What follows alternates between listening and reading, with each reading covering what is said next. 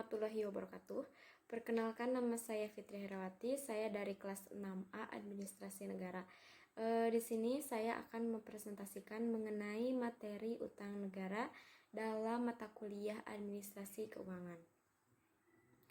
Sebelum masuk ke materi atau sebelum masuk ke pembahasan, saya akan menyampaikan mengenai pinjaman luar negeri.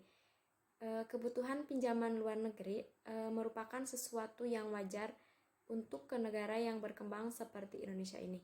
Keterbukaan terhadap modal asing baik dalam bentuk pinjaman luar negeri maupun modal asing langsung telah terjadi sejak menjelang akhir tahun 1960-an. Bantuan luar negeri menjadi suatu kebutuhan mengingat pada kondisi perekonomian pada waktu itu.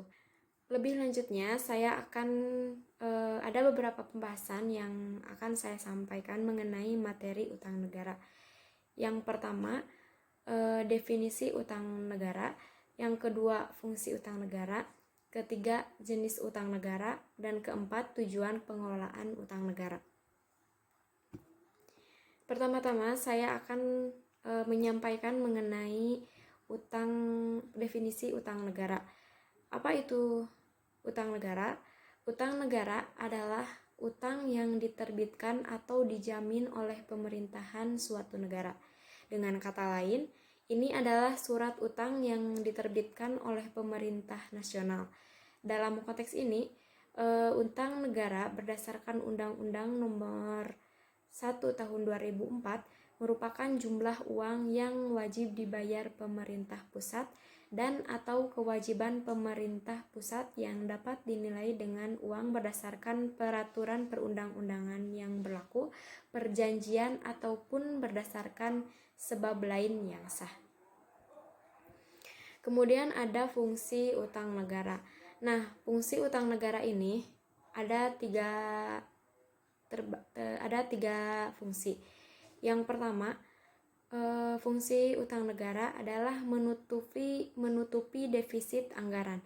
Yang kedua, menutupi kekurangan kas atas kebutuhan kas jangka pendek dalam pelaksanaan belanja yang tidak dapat ditunda.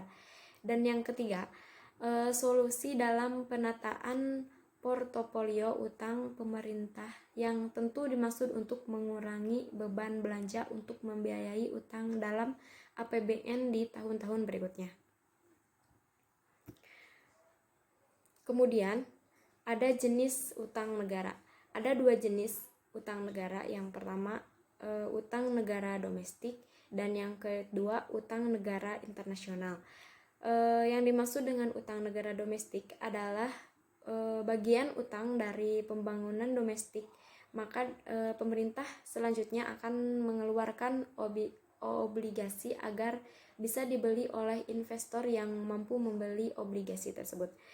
Nah, untuk utang negara internasional dapat didefinisikan bahwa utang internasional adalah bagian utang dari suatu negara yang mana pembeli dari surat utang tersebut adalah pihak investor dari luar negeri. Pinjaman yang didapat beserta dengan bunganya harus dibayar dalam mata uang pinjaman tersebut. Kemudian tujuan pengelolaan utang negara. Nah, ada terbagi dua tujuan pengelolaan utang negara. Yang pertama, tujuan jangka panjang dan yang kedua tujuan jangka pendek. Untuk tujuan jangka panjang itu mengamankan kebutuhan pembiayaan APBN melalui utang dengan biaya minimal pada tingkat risiko terkendali sehingga kesinambungan fiskal dapat terpelihara. Kemudian mendukung upaya untuk menciptakan pasar surat berharga negara SBN yang dalam aktif dan likuid.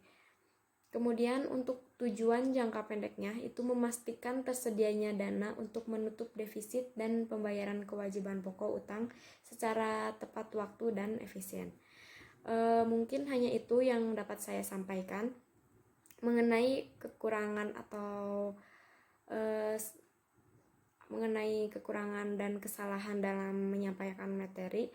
Mohon dimaafkan, semuanya itu adalah kesalahan saya dalam menyampaikan materi ini. Wabillahi taufiq wal hidayah. Wassalamualaikum warahmatullahi wabarakatuh.